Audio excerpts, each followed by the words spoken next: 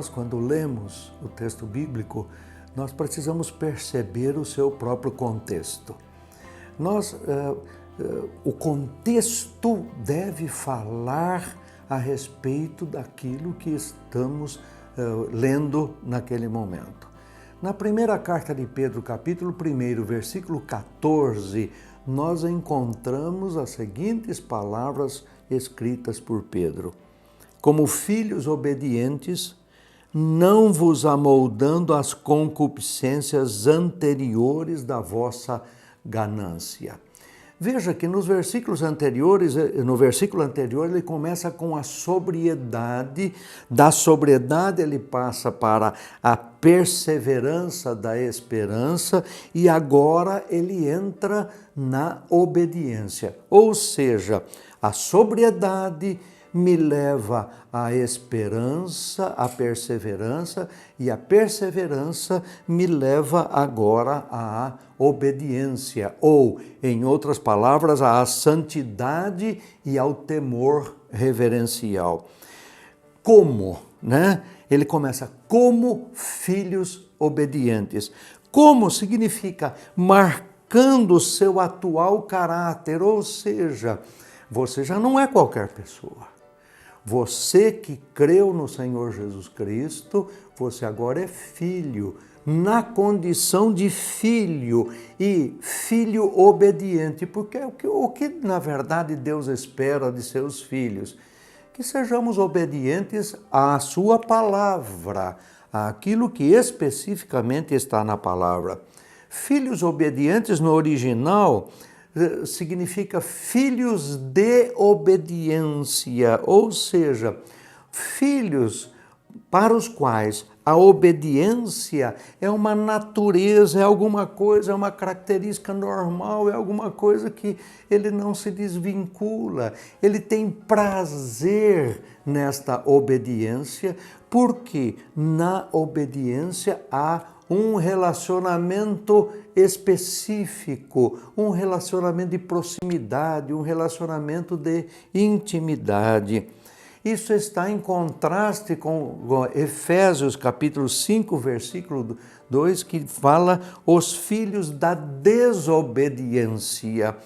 Veja o contraste. Aqui ele chama filhos obedientes. Lá em Efésios, Paulo fala de filhos da desobediência, né? Ainda nesse primeiro capítulo da primeira carta de Pedro, no versículo 17, nós vamos encontrar a expressão obedecer ao Pai, de quem vocês são filhos, tendo a obediência da fé. Isso nós encontramos na primeira carta de Pedro também, no versículo 22, e assim também na nossa prática, que são os versículos 16 e 18, que ainda vamos chegar a todos eles. Lutero diz o seguinte: a fé é a mais alta obediência, porque cumpre a mais alta ordem, a mais alta perspectiva. Então, essa expressão diz que, pela fé, nós somos obedientes e obedecemos por fé. Isso é muito significativo, isso é muito importante que estejamos atentos. Não vos moldeis, não vos moldando as concupiscências. Molde aqui, nós sabemos o que é um molde, né? O molde, a ideia é o molde que eles faziam em gesso, né? E nós fazemos hoje em gesso muitas vezes para ter exatamente aquilo que se pretende no molde, derramar alguma coisa lá, uma parafina, derramar um conteúdo que vai se adequar ao molde. Por isso, aqui também Paulo vai dizer na carta aos Romanos, no capítulo 12, ele diz assim: não vos amoldeis ao presente mundo, mas renovar a mente. Então, nesse sentido, a forma, a conformação é de acordo com o Novo Testamento, de acordo com os ensinos do Novo Testamento.